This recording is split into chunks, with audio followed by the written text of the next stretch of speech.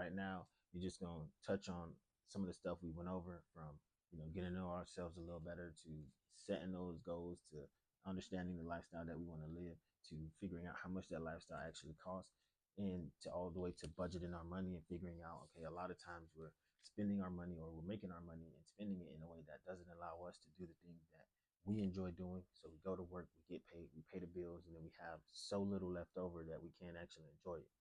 Then we figured out, okay, how do we actually reverse that? What are some things and some steps we can do right now to figure out how we can actually enjoy more of our money? So I make $4,000. I need to enjoy those 4,000 because it's going to the things that I need it to go to, so that way I can pay the bills and enjoy self.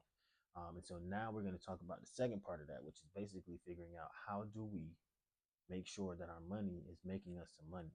Because if your money's not making you money, then you're technically losing money. We're going to get into why that is.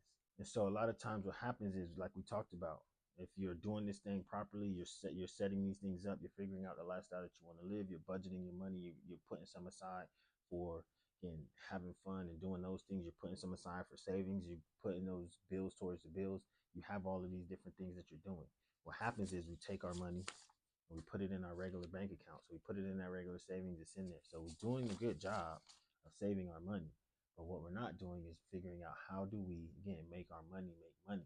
So now I'm putting that money in there. What's happening is the cost of goods and services are going up and my money's not going up. So now, let's say it like this.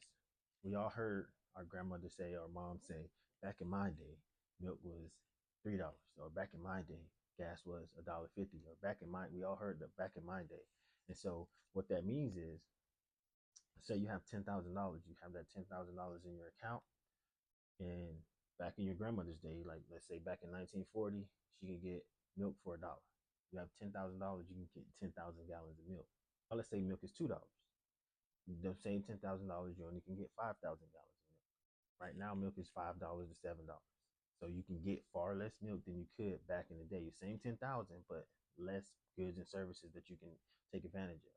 And so that's what's happening. Our money's in there. It looks the same, but it's not growing at the same rate. So what we need to do is figure out where can we put our money. That when milk goes up to $5, our money goes up. When gas goes up, our money goes up.